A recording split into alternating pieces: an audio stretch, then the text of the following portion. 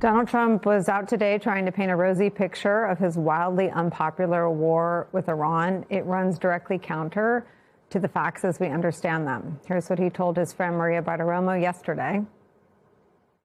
They have no leaders. The leaders they have now, it's a new regime, okay? And we find them pretty reasonable, to be honest with you. By comparison, pretty reasonable. It really is a new regime. And I think we're doing very well, but it only matters what the end result is, and maybe it'll happen fairly soon. Who knows? So about the folks Trump calls reasonable, the reality is the New York Times reports it as this, quote, the war may have only increased the internal sway of Iran's Islamic Revolutionary Guard Corps, the hardline military force that has long been a major player in Iran's politics and economy. New York Times adding this, quote, the Iranian regime is acting emboldened, having demonstrated that it can wreak havoc in global trade. With no peace deal reached and no indication that the U.S. blockade of Iranian ports in the Straits of Hormuz will result in Iran loosening their grip on the Strait of Hormuz. Here is what the world has to deal with. The head of the International Energy Agency warned today that Europe has, quote, maybe 6 weeks of jet fuel left. The economic consequences of Trump's war here in the U.S. are also bad and getting worse.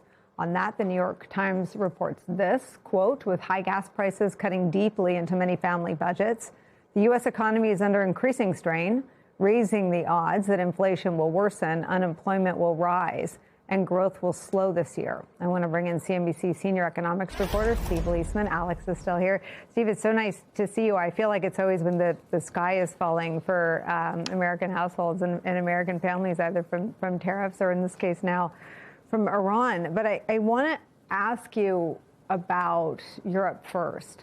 I mean, 6 weeks until there's a serious jet fuel shortage, and this might sound small, but we talk about the way people experience the economy. Wall Street Journal is reporting that the prolonged Hormuz blockade risks creating a UK beer shortage during the World Cup. Anyone who's been there knows this is actually will be a huge national story, if not a national hardship.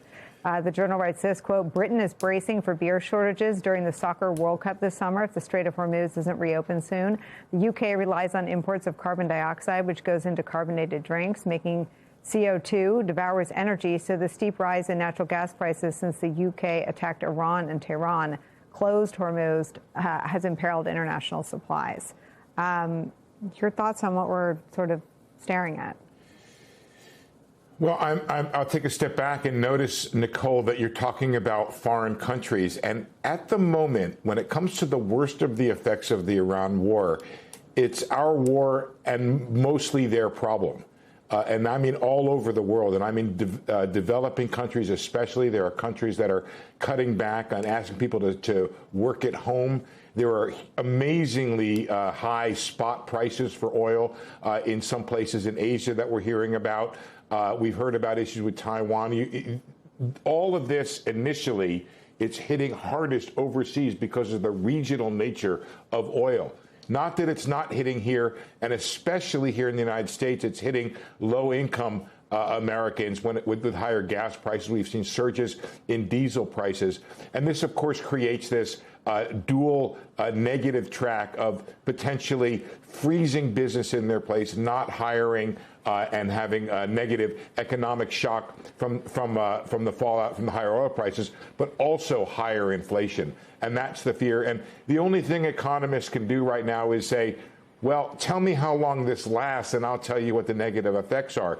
If it goes away tomorrow, it may be that what's happening overseas doesn't lap up on our shores, or the worst of it doesn't hit here. But if it lasts for several months, well, then we're talking about fairly serious outcomes for the U.S. economy.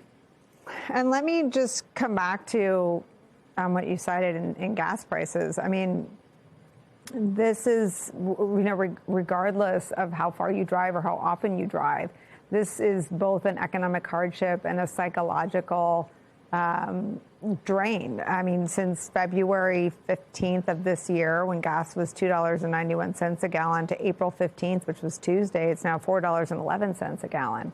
For the vast majority of American households, that causes a real reorganization of spending and priorities and choices you didn't have to make as of February 15th.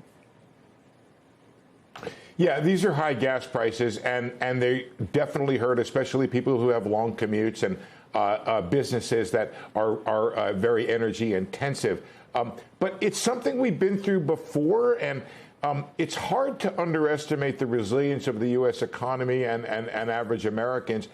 It's worth, though, thinking about the layer of woes that they've been through, which is we came into this episode with higher inflation, and we layered on top of that the tariffs. And now on top of that is the war. We've seen consumer sentiment plunge, but not yet, Nicole, consumer spending. And that can happen after a prolonged period of depressed consumer sentiment. But right now, spending is okay. The U.S. economy is okay.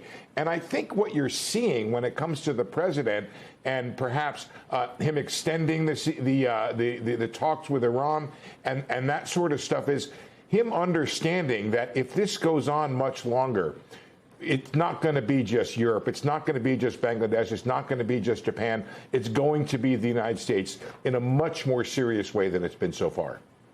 And the Iranians are nothing if not sort of voracious consumers of American politics, and they know that as well.